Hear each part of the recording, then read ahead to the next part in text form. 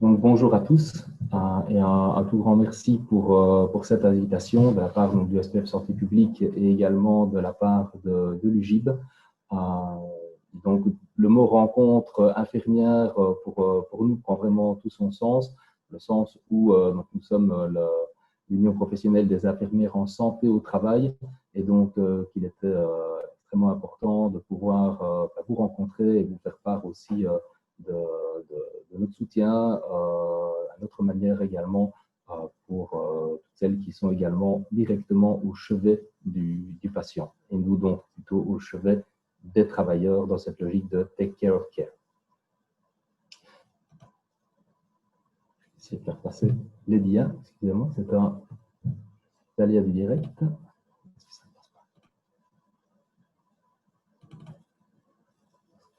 Est-ce que les dias passent chez vous? Elles ne sont Voilà. pas en plein écran, en tout cas. Elles ne sont pas en plein écran. D'accord, Oui. parce que chez moi, elles sont en plein écran. Si tu peux diffuser le diaporama. Voilà, reprendre le diaporama. Est-ce que là, maintenant, c'est en plein écran? Non. Non. On voit bien tes slides, il n'y a aucun souci. Oui, on voit bien. Mais ce serait plus agréable si tu nous fais un petit F5. Oui, tout à fait. Un petit F5, mais ça ne passe pas. Je vais relancer le partage de la présentation. Je suis vraiment désolé.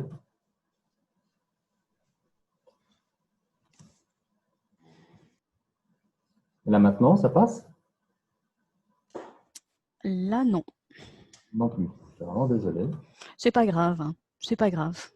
Les aléas du direct.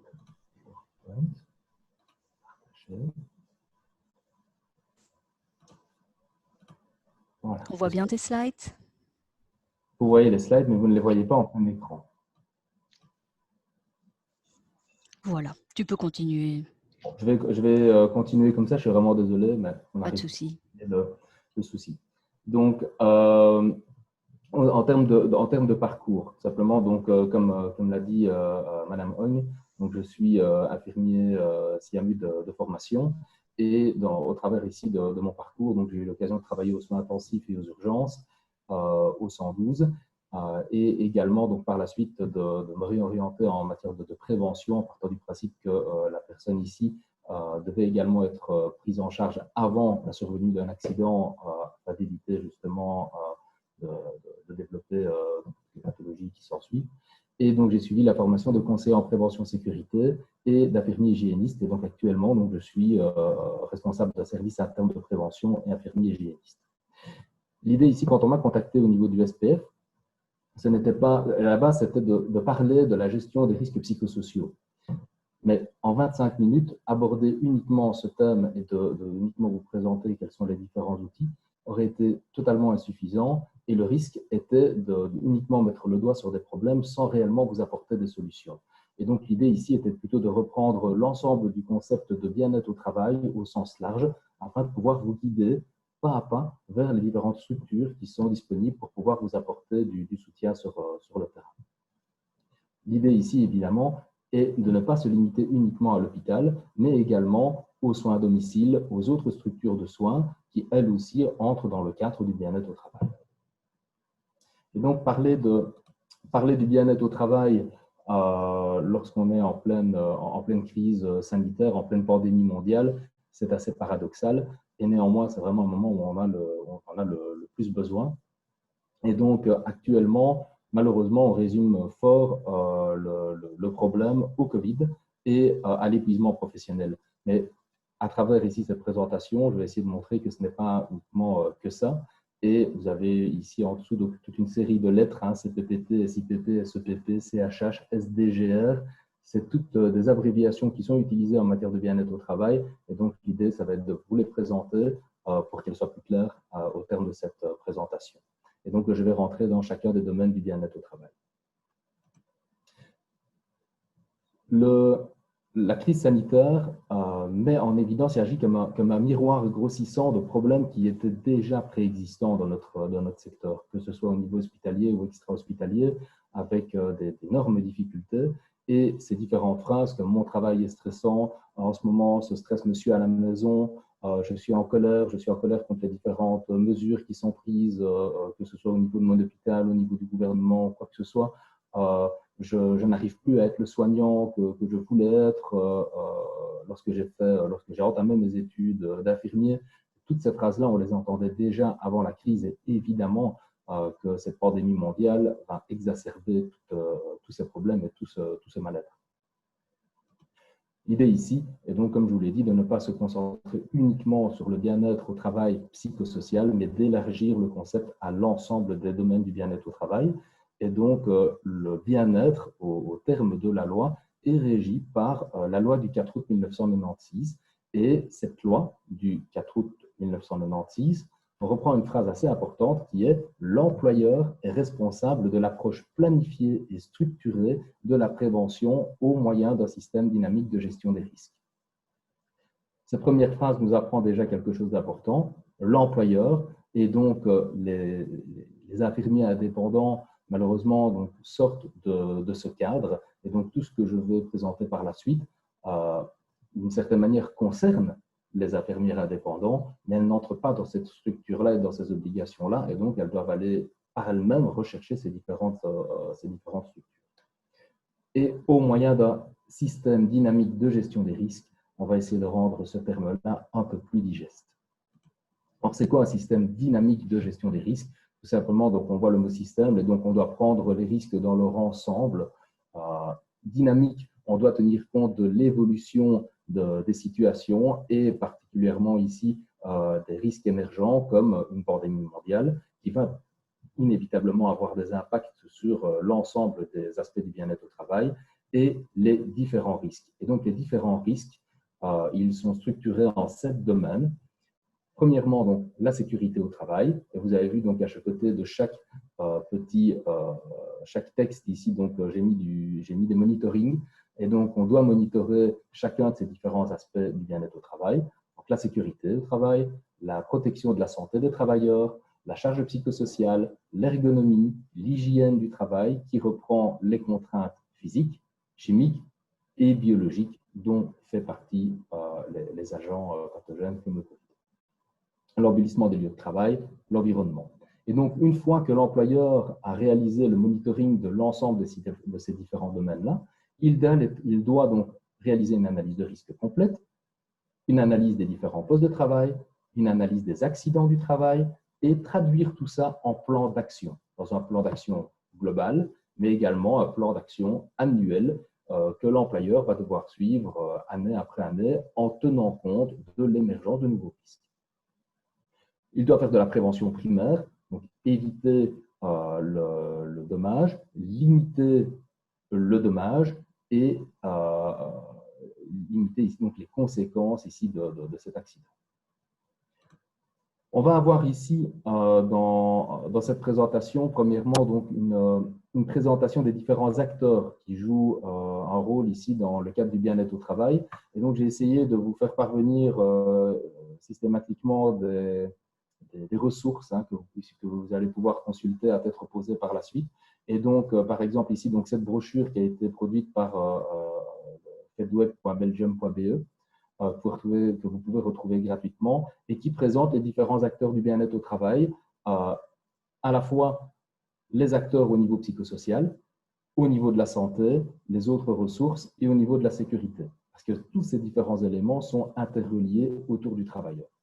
En effet, donc, autour des acteurs psychosociaux, la première personne qu'on va retrouver, c'est les collègues. Et en effet, donc, tout à l'heure, on a parlé de débriefing dans les équipes. C'est extrêmement important et dans toutes les études qui sont réalisées, les collègues sont une des premières ressources auxquelles le travailleur a accès pour pouvoir vider son sac. La ligne hiérarchique, les personnes de confiance, le conseiller en prévention psychosociale, au niveau de la santé, le médecin du travail et l'infirmière en santé au travail, les ressources humaines, les délégués syndicaux, les assistants sociaux quand il y a un impact financier également, et pour tous les autres domaines, donc le conseiller en prévention, sécurité et l'ergonome. Et on va voir à travers la présentation des différents domaines comment ces personnes-là doivent graviter autour du travailleur. Ensuite, il y a encore d'autres termes qui sont assez méconnus malheureusement. c'est donc, premièrement donc, le rôle de l'employeur. L'employeur, il doit définir, structurer et planifier toute sa politique de prévention. Il en reste le responsable, hein, finalement, d'un point de vue civil et d'un point de vue pénal, et il a une obligation de résultat, il n'a pas une obligation de moyens. On ne lui dit pas, tu dois faire ça, ça, ça et ça pour atteindre le bien-être de tes travailleurs. Non, c'est le résultat qui compte. Ensuite, il y a le SIPP, donc le service interne de prévention et de protection au travail. Lui, donc, il est piloté via le conseiller en prévention de l'hôpital, de l'entreprise, et son rôle, c'est de tenir compte, de faire l'analyse de risque, l'analyse de poste et l'analyse des accidents du travail en tenant compte des 7 différents domaines. Quand il ne sait pas gérer ces différents domaines, s'il n'a pas la connaissance, par exemple, en matière d'ergonomie ou de charge psychosociale, il est peut-être ingénieur en sécurité, et donc il est très fort en incendie, mais pas du tout fort en charge psychosociale, il doit faire appel à un service externe de protection et de bien-être au travail. Et ce service externe, communément, donc on l'appelle le service de médecine du travail, mais ce service externe doit comporter 2 piliers. Un pilier avec la surveillance de la santé, avec le médecin du travail, l'infirmier en santé au travail, et un autre pilier avec la gestion des risques qui reprend les risques sécurité, ergonomie, charge psychosociale, hygiène du travail. J'ai remis ici donc dans la présentation tous les différents logos de ces services externes de bien-être au travail qui sont agréés. Pour pouvoir être agréés, ces différents services doivent posséder en interne toutes les ressources pour pouvoir apporter des réponses sur ces 7 domaines. Ensuite, on a le CPPT. Le CPPT, c'est un organe paritaire, il est extrêmement important pour vous. Il réunit à la fois les représentants de l'employeur et les représentants des travailleurs de manière paritaire. Et ensemble, ils doivent tenir compte des différents résultats des analyses de risque et suivre les différents plans de prévention qui ont été initiés. Et les représentants des travailleurs sont désignés par les travailleurs à travers les élections sociales et ils sont donc désignés ici. Actuellement, vous êtes en train de voter, je pense, au niveau des élections sociales. Le contrôle du bien-être au travail. Le contrôle du bien-être est également un acteur au niveau du bien-être au travail. Ils sont là pour faire surveiller le respect des politiques de prévention. Ils ont donc des missions de conseil, mais également une action qui peut être répressive. Ils ont un pouvoir de police judiciaire et donc ils peuvent sanctionner les manquements en matière de respect des directives de bien-être au travail. Une fois donc maintenant qu'on a identifié ces différents acteurs-là, on va voir donc à chaque fois, pour chaque domaine, ce que ça concerne et le lien avec le terrain et avec le corona. Et donc premièrement, donc, la sécurité au travail. La sécurité au travail, c'est le domaine du bien-être au travail qui vise à limiter les accidents du travail. Et évidemment, si je le reprends à chaque fois comme titre, hein, Covid et épuisement, mais pas que, les accidents du travail dans le secteur des soins n'ont pas attendu le Covid pour être là. Ils sont, on va le voir, exacerbés par rapport à la présence ici d'une pandémie, mais ils n'ont pas attendu cette pandémie. Et donc, cet aspect-là, c'est la protection de la vie et l'intégrité physique des travailleurs par la prévention des accidents du travail. Et généralement, il regroupe tout ce qui est prévention incendie, les plans d'urgence et également les plans de continuité des soins et de services. Que faire si maintenant on n'a plus assez d'infirmiers, on n'a plus assez de techniciens de surface, on n'a plus assez de personnes en cuisine pour pouvoir faire tourner notre hôpital? Comment est-ce qu'on va s'organiser? Parce que ça aussi, ça a un impact au niveau du bien-être des travailleurs. Regroupe également dans ce point la gestion des équipements de protection, que ce soit des équipements de protection collectifs ou des équipements de protection individuelle. Ces différents équipements, là on va reprendre l'épisode des masques, par exemple des masques FFP2, ces différents équipements de protection individuelle doivent être pris dans un inventaire. Il doit y avoir un plan de gestion. On doit former le personnel à l'utiliser correctement. Donc là, on a parlé de la formation sur comment mettre les équipements, les blouses et ainsi de suite lors des précédentes présentations. C'est là que ça vient situer. Et on doit avoir une évaluation sur le terrain du respect de l'application de ces différents modes d'emploi et de voir si ça satisfait et si ça protège réellement les personnes. Donc, à travers une évaluation et une correction, le cas échéant. L'organe qui va être l'organe de référence en matière d'accident du travail, c'est FEDRIS. Et FEDRIS, au niveau des soins de santé, donc au niveau de tous les secteurs, de manière générale, il publie une fiche sectorielle qui reprend les différents types d'accidents du travail, les statistiques, et donc il y a une fiche qui est spécifique pour les soins. On va le voir par la suite, ça va avoir une importance au niveau du Covid. Et on a également dans les précédentes présentations parlé de plans pour éviter la répétition, tenir compte des enseignements, des problèmes que l'on rencontre actuellement sur le terrain. Même chose ici au niveau des accidents du travail. On doit avoir une analyse pour éviter la répétition et les différents facteurs qui sont pris en compte lors de ces analyses. Généralement, donc, c'est le facteur humain, les équipements, l'environnement, les produits et l'organisation du travail.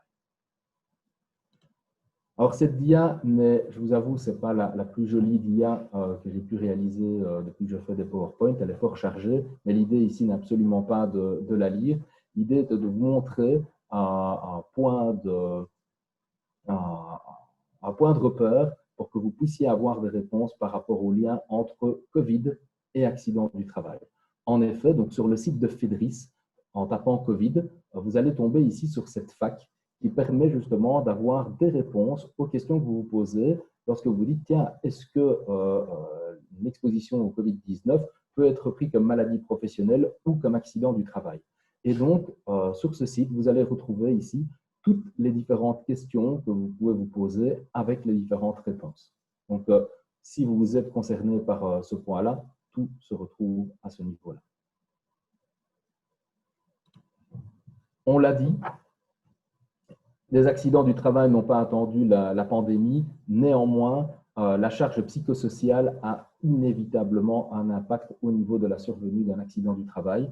Et plusieurs études ont rendu ça assez visible. Une des dernières en date est une qui a été menée par l'Université de Liège et l'Université de Gand, par le professeur Ancet au niveau de Liège et le professeur Breckman au niveau de Gand. Et les différents facteurs qui ont été repris ici dans cette étude montrent que les contraintes, les ressources, des caractéristiques individuelles et des caractéristiques organisationnelles ont une influence directe sur la survenue d'un accident du travail. Ces différents points sont la charge, la surcharge de travail, la pression de travail, le temps que l'on a pour pouvoir faire son travail, la sous-utilisation de compétences.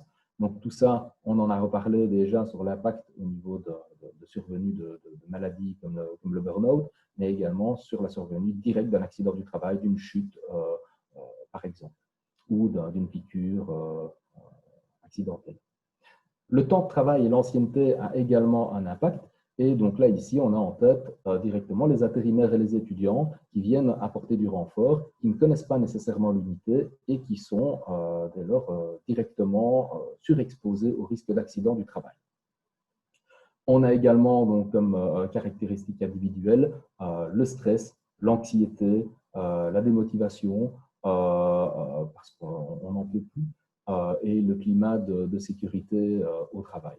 Donc tous ces différents aspects-là, inévitablement, on va les retrouver actuellement, ça va être encore plus amplifié au niveau d'une pandémie.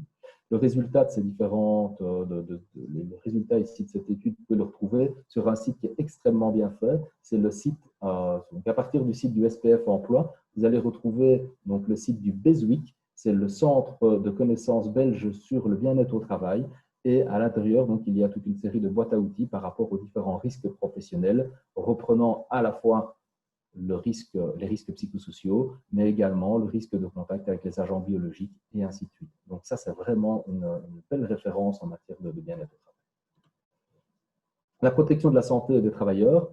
Oui, la protection de la santé et les services de médecine du travail sont toujours en activité, plus que jamais. Et leur importance est encore plus capitale à l'heure actuelle. Donc, le rôle du médecin du travail et de l'infirmière en santé au travail, qui sont là d'un côté pour vous assister par rapport à des problèmes qui sont déjà acquis, mais également pour promouvoir la santé au travail. Et c'est actuellement des moments où malheureusement on néglige également de pouvoir prendre le temps de penser également à soi, malheureusement. Et donc, ces moments de visite médicale sont également des moments d'échange, de remontée du terrain, afin que le médecin du travail puisse également faire remonter ces différents éléments au niveau du CPPT. Les différentes visites médicales, je ne vais pas essayer de les lire ici, mais l'idée est de vous dire qu'à travers une note de la Direction générale contrôle du bien-être au travail, vous pouvez retrouver toutes les différentes visites médicales qui sont toujours d'actualité actuellement et leur adaptation vu la période de Covid. Le médecin du travail a également son avis à donner vis-à-vis des équipements de protection individuelle. Il doit les remettre au niveau du CPPT. Vous avez ici donc à nouveau la liste des différents services externes de bien-être au travail. Et donc, c'est important de pouvoir identifier son service externe afin de pouvoir savoir à qui poser les questions si vous avez des questions à ce niveau-là. Vous avez toujours accès à des consultations spontanées auprès du médecin du travail. Une manière également d'être actif, c'est d'éviter que les autres secteurs tombent malades pour qu'ils ne viennent pas non plus surcharger les différents services. Et donc, la surveillance de la santé est toujours d'actualité également pour les autres secteurs. Et donc, le SPF Emploi, qui est donc le ministère de référence par rapport au bien-être au travail, a établi ici donc un guide générique qui reprend les différentes actions que doivent prendre les employeurs pour prendre en charge le bien-être au travail à travers ces 7 domaines. Chacun de ces guides génériques est complété par un guide sectoriel. Et le secteur des soins n'y échappe pas. On le retrouve ici, que ce soit donc pour les entreprises de travail adaptées et subsidiées par la VIC. On va retrouver aussi les maisons de repos et également tout ce qui est commission paritaire des établissements de services de santé avec des directives communes et des compléments de directives comme comment prendre en charge les stagiaires au niveau des établissements de soins. Les services externes de bien-être au travail vont également toujours être actifs au niveau du dépistage. On l'a vu à travers les dépistages dans les maisons de repos ou des centres pour personnes handicapées et actuellement toujours dans une stratégie de tracing des travailleurs positifs. Et donc tout ça est repris sur le site de COPREF qui est l'union des différents services externes. La charge psychosociale. La charge psychosociale, de manière générale, donc en français, on va parler des 5 T et en néerlandais, pour les traducteurs, on va parler des 5 A. Au niveau de la charge psychosociale en général, donc c'est la probabilité pour un ou pour plusieurs travailleurs d'être victimes ici d'un dommage psychique pouvant s'accompagner d'un dommage physique. C'est très théorique. Ça va reprendre ici des choses qui vont tout de suite beaucoup plus vous parler concrètement. Donc, ces 5 T, c'est l'organisation du travail, la manière où la répartition de travail a été rédigée va directement avoir un impact au niveau de ma charge psychosociale. Le contenu du travail, quand je dois passer malheureusement beaucoup trop de temps à prendre en charge des patients qui sont malheureusement en fin de vie, ça aussi, ça va avoir un impact au niveau de ma charge psychosociale. Les conditions de travail, on a parlé du salaire tout à l'heure, mais il y a également le temps de travail, les heures de travail, les jours de repos, la possibilité de pouvoir prendre ses congés. Les conditions de vie au travail avec l'équilibre vie de famille, vie professionnelle qui est extrêmement impacté actuellement et les relations interpersonnelles au travail, qu'elles soient horizontales ou qu'elles soient verticales. Donc, tous ces différents aspects, ce qu'on appelle les 5 T, vont avoir un impact et risquent de voir se développer donc de la violence au travail, du harcèlement moral, du stress au travail, du burn-out au travail, également du burn-out au niveau familial, des épuisements professionnels et du stress vicariant, donc du stress de l'usure de compassion.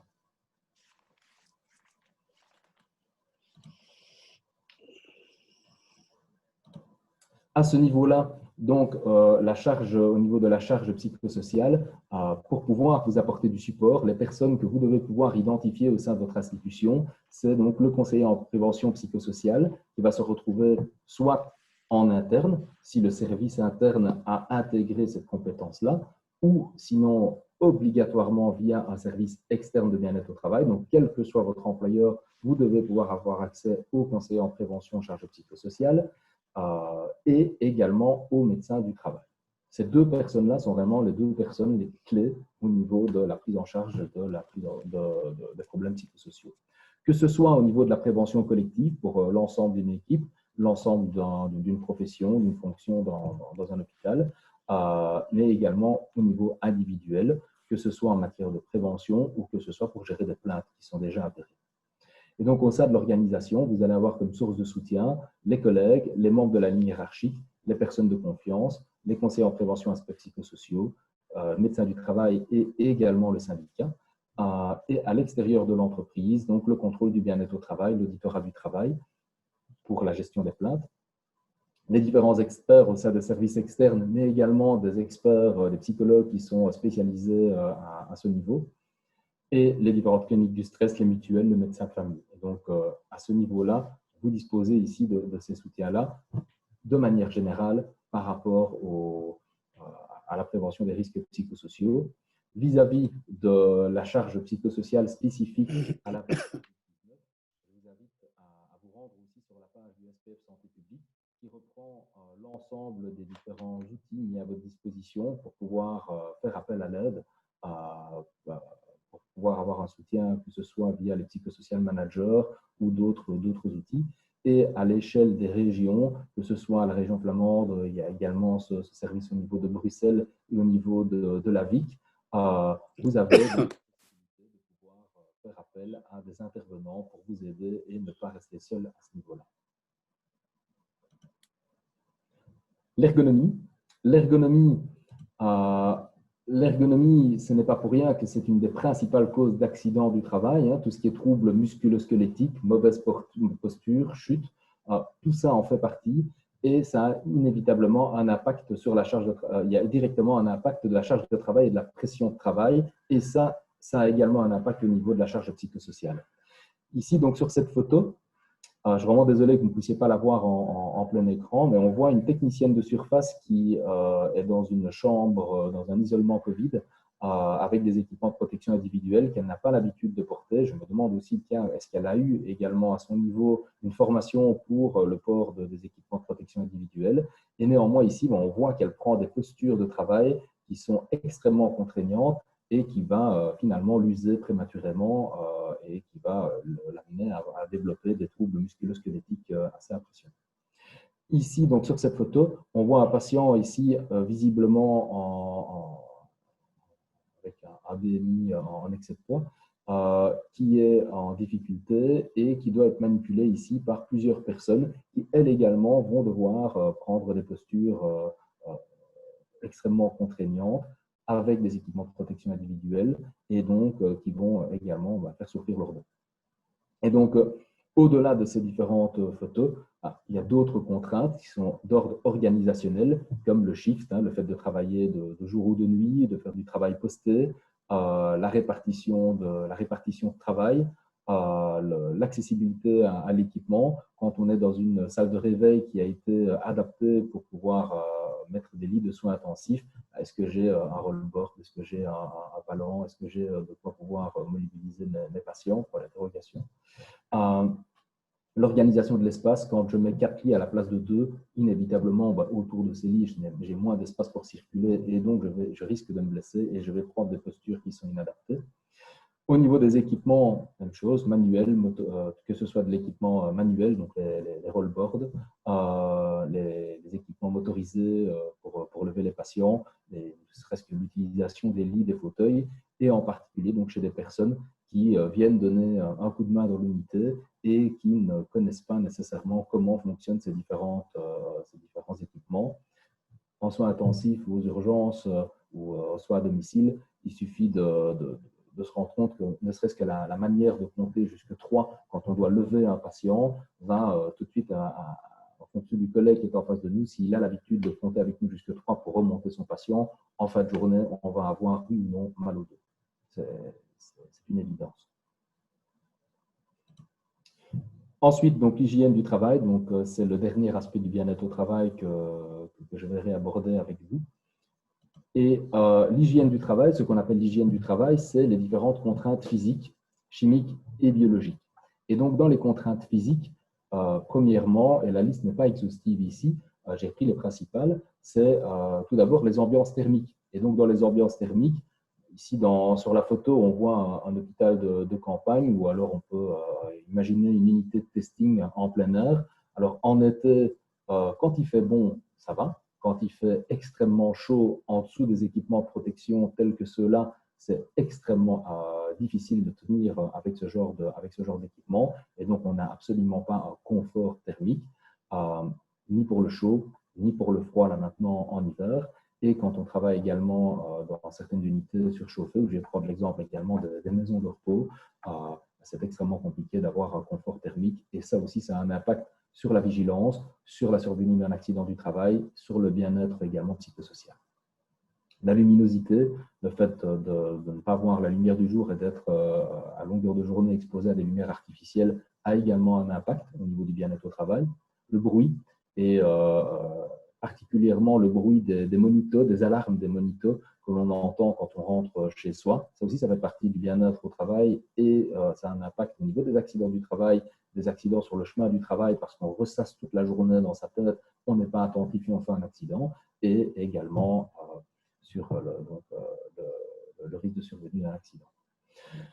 Les rayonnements, donc on fait des radios en chambre, on essaie d'avoir le plus possible de clichés dans un moins de temps possible, donc on prend moins de précautions et la lecture des dosimètres nous rapportera au final l'impact que ça peut avoir sur les doses qui ont été reçues par les différents intervenants. Et également les systèmes de ventilation, savoir donc si l'air, si la teneur en oxygène est toujours satisfaisante au niveau de l'air ambiant, et également s'il n'est pas vecteur d'agents pathogènes.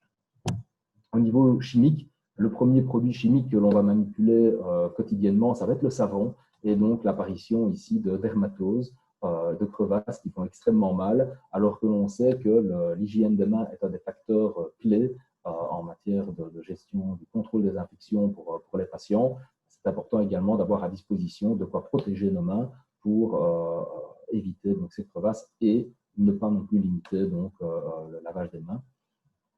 Ensuite, donc, on a tout ce qui est gants, solutions hydroalcooliques, désinfectants de surface. Tous ces différents produits-là doivent être également accompagnés d'une fiche d'instruction de sécurité pour savoir comment les utiliser de la bonne manière pour ne pas qu'ils aient un impact sur la santé des travailleurs. Également, donc, l'utilisation de médicaments comme les cytotoxiques qui sortent de toute manière, de manière globale hors de la crise. Et enfin, donc, les agents biologiques. Et oui, cet agent biologique, le Covid en lui-même, pourrait faire l'objet d'une conférence à lui tout seul de 8 heures. Donc, en effet, donc, on a l'exposition aux agents biologiques, dont le Covid. Le Covid a été repris comme un agent pathogène du groupe 3, ce qui va impliquer des limitations d'exposition pour certaines catégories de travailleurs, comme les jeunes au travail. Et donc, c'est important de pouvoir savoir exactement qui sont les travailleurs qui sont autorisés à rentrer dans ces différentes zones. Et également, donc, il y a d'autres agents pathogènes que le Covid. Et je vais reprendre ici en exemple que les accidents avec exposition au sang et aux liquides biologiques, avec le risque d'exposition qui est accru aux hépatites, par exemple, ou à l'HIV, avec des risques de piqûres, avec des objets piquants et tranchants. Donc, ceci, c'est pour vous rebrosser donc l'ensemble du bien-être au travail au sens de la loi. Donc, le bien-être au travail, c'est la prise en compte de l'ensemble de ces différents domaines-là, et l'ensemble de ces différents domaines-là interréagissent entre eux et vont inévitablement avoir un impact sur la charge psychosociale, et la charge psychosociale va également avoir un impact au niveau de ces différents domaines-là. Et au niveau des gestionnaires, c'est important de pouvoir en tenir compte. Et vous, comme travailleur directement sur le terrain, c'est important de pouvoir identifier le plus vite possible, si ce n'est pas déjà fait, les différents intervenants de votre service interne de prévention, que ce soit le conseiller en prévention sécurité qui pilote donc le service interne de prévention et les autres intervenants comme le conseiller en prévention charge psychosociale, le service externe auquel votre employeur est affilié. C'est important pour que vous puissiez savoir à qui appeler, que ce soit Atensia, CESI, CLD, Coesio, IDEWE, Liantis, Mediweb, Mensura, Premed, Securex, il y a à chaque fois des équipes qui sont prêtes à pouvoir vous apporter du soutien. Et afin d'avoir les bonnes informations, je vous invite à vous baser sur les organes officiels. Et donc, l'organe officiel en matière de bien-être au travail, stricto sensu, c'est le SPF Emploi, avec son site du Centre de connaissances belge sur le bien-être au travail, le SPF Santé publique, avec les différentes ressources que j'ai pu vous présenter et que vous avez sans doute déjà vues, FEDRIS, au niveau des accidents du travail, pour pouvoir avoir les bonnes informations pour les maladies professionnelles et les accidents du travail, qu'elles soient liées au Covid ou non. Les différentes ressources régionales, Bruxelles, l'AVIC, en Flandre, avec Vlaams Overheid, et également donc, vos unions professionnelles, ici donc l'UGIB, mais également si vous avez des questions plus particulières et envie de parler d'infirmier à infirmier par rapport à ça, le site ici de Bifone où nos coordonnées ici sont renvoyées vers la chambre francophone et vers la chambre néerlandophone, et on se fera un plaisir de pouvoir répondre à vos différentes questions. Voilà, pour ma part, la présentation est terminée.